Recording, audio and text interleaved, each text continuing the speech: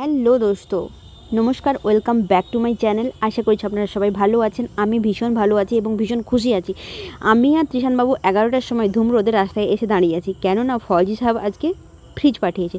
তাই আমি ভীষণ খুশি, আমার সঙ্গে সঙ্গে তৃষানবাবুও ভীষণ খুশি। তো সেই জন্য রাস্তায় পার্সেলটা রিসিভ করার জন্য এসেছি। আসার পরে দেখলাম এখানে অনেক বড় বড় পার্সেল নামানো আছে। কোনটা যে আমার পার্সেল আমি বুঝতেই পারছিলাম না। তারপর দেখলাম সাইডে একটা বড় পার্সেল আছে, দেখে মনে হলো ওটাই হয়তো আমার পার্সেল, কিন্তু না, ওটা আমার পার্সেল নয়। এই যে নামাচ্ছে এইটা হচ্ছে আমার পার্সেল। এখানে যখন দেরি হচ্ছিল ওনাদেরকে বললাম আপনারা বাড়ির সামনে নিয়ে আসুন, আমরা চলে যাচ্ছি বাড়ির সামনে। ওনারা বললো ঠিক আছে যান আপনারা, আমরা আসছি।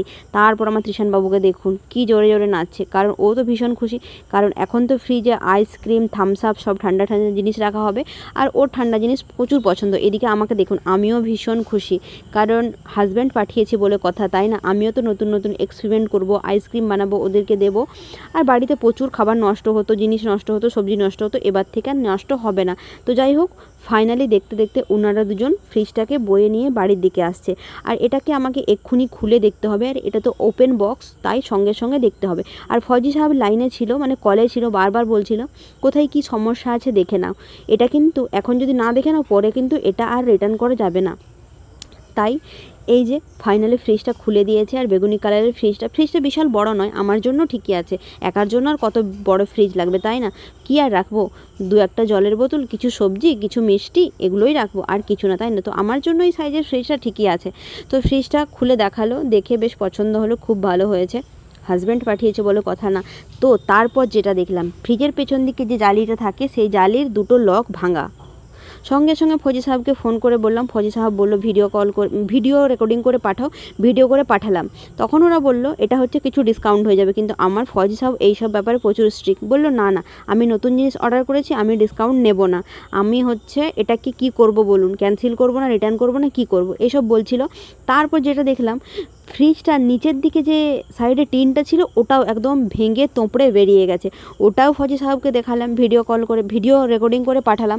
তখন ফয়জি সাহেব বলল যে ওদের হাত থেকে মনে হয় এই পার্সেলটা পড়ে খুব জবরদস্ত এটাই লেগেছে এবং এটা ড্যামেজ হয়ে গেছে, এটা তোমাকে নিতে হবে না, এটা আমি ক্যান্সেল করে দিচ্ছি। তখন আমি বললাম বাবু ক্যান্সেল করতে হবে না, তুমি রিপ্লেসমেন্ট করো, এরা এই ভাঙা ফ্রিজটা নিয়ে গিয়ে আমাকে নতুন ফ্রিজ দিয়ে যাবে। তো ফয়জি সাহেব বললো যে ঠিক আছে ওটাই করছি। দেখুন সাইডটা দেখুন একদম বেঁকে গেছে না? যারা পার্সেলটা ডেলিভারি করতে এসেছিলো ওদের হাত থেকেই পড়ে গেছে। ওরা বলছিল কিছুটা ডিসকাউন্ট করে দিচ্ছে, কিন্তু আমার ফয়জি সাহেব বললো না, আমি এতগুলো টাকা দিয়ে নতুন জিনিস অর্ডার করলাম, এখন ভাঙা তপড়া আমাকে জিনিস দিয়ে যাবে আর আমি এটা ডিসকাউন্টে নেবো না, এটা আমি রিপ্লেসমেন্ট করব, চাই 5 দিন 6 দিন পরেই না হয় আসবে। তাই ফয়জি সাহেব এটাকে আবার রিপ্লেসমেন্ট করে দিল এবং ওরা ঘুরে প্যাক করছে, কারণ এটাকে ওরা নিয়ে চলে যাবে। আর আমার ফয়জি সাহেব এইসব ব্যাপারে হচ্ছে খুবই স্ট্রিক্ট। এতগুলো টাকা দিয়ে নিয়েছি, কেন ডিসকাউন্ট নেব, ভাঙা তোপড়া জিনিস নেব, আমি রিপ্লেসমেন্ট করব, 5-6 দিন পরেই না হয় আসবে, কিন্তু আমার নতুন চাই। এটা বলার পরে ওনারা এটাকে ভালো করে প্যাক করে নিল, কারণ এটা হচ্ছে আরও 5-6 দিন পরে আসবে, রিপ্লেসমেন্ট করা হয়েছে। তো যাই হোক, মনটা একটু খারাপ হয়ে গেল যে আরও কিছুদিন আমাকে অপেক্ষা করতে হবে। অনেক কিছু ভেবে বসেছিলাম যে তৃষানবাবুদের জন্য আইসক্রিম বানাবো, থামস আপ রাখবো, জল রাখবো, অনেক কিছু, কারণ এখন তো প্রচুর গরম চলছে সেই কারণে। তো দেখতে দেখতে দুপুর হয়ে গেছিলো, এদিকে হচ্ছে মন খারাপ নিয়ে তৃষানবাবু খেতে বসে গেছে, আমারও মন খারাপ প্রচণ্ড, যে ইস এলো তো এলো, ভাঙা ফ্রিজটা এলো, ওই লোকগুলোই ভুল করেছে, কোনো রকম নামাতে নামাতে হাত থেকে ফেলে দিয়েছে, আর ওটা একদম ভেঙে তোপড়ে বেরিয়ে গেছে। তো যাই হোক, আজকে দুপুরের খাবার আছে ভাত আর শুধু হচ্ছে চিকেন ঝোল না, একটু গ্রেভি টাইপ হয়েছে।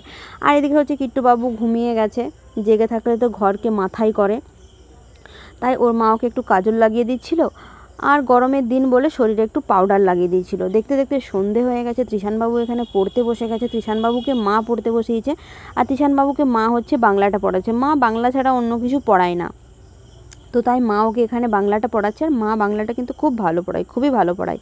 আর এদিকে হচ্ছে আমার বাবা বসে বসে দেখছে যে আমার মা তৃষানকে কেমন পড়াচ্ছে, আর বাবা তো অঙ্ক ইংলিশের মাস্টার। তারপর বাথরুমে এসে দেখলাম এক গামলা কাপড় চোপড় ডোবানো, এগুলো হচ্ছে ছোটো বৌদি ডুবিয়েছে, ওদেরই জামা কাপড়। বাইরে এসে দেখলাম একদম সন্ধে হয়ে গেছে, কালো অন্ধকার ঘনিয়ে এসেছে। কালো অন্ধকার হয়ে গেলেও গাছপালাগুলো বড্ড পরিষ্কার লাগছে, কারণ কালকে যে বৃষ্টি হয়েছিল, বৃষ্টির জন্য সব ধুলো ময়লা মুছে গেছে। তো এখানে ঠান্ডা ঠান্ডা জল ভরেছে, ফ্রিজটা থাকলে এই বোতলগুলো সব ভরে দিতাম। এক্ষুনি পাম্প ছেটে যদিও ভরেছে, তাও মনে হচ্ছে ফ্রিজটা থাকলে সব বোতলগুলো একসঙ্গে ঢুকিয়ে দিতাম, সেটা আর আমার হলো না। আর এই যে কিট্টুবাবু এখানে বসে বসে দুষ্টুমি করছে, কারণ ওর দাদা তো এখন পড়ছে, সেই জন্য দাদার সঙ্গে বদমাশি করতে পারছে না, একা একা বদমাশি করছে। Yes, yes, yes.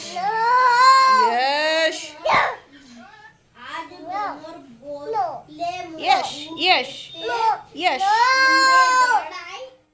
তো যাই হোক, ভিডিও আর বেশি বড় করব না, জানি আজকের ভিডিও ভালো হয়নি। ভাঙা ফ্রিজ আসার জন্য ভিডিওটা ঠিকঠাক করে করতে পারিনি, মনটা খারাপ হয়ে গেছিলো। আজকের ভিডিও এখানেই শেষ করছি। নেক্সট টাইম নেক্সট ব্লগে আবার দেখা হবে। ততক্ষণ ভালো থাকবেন, টাটা।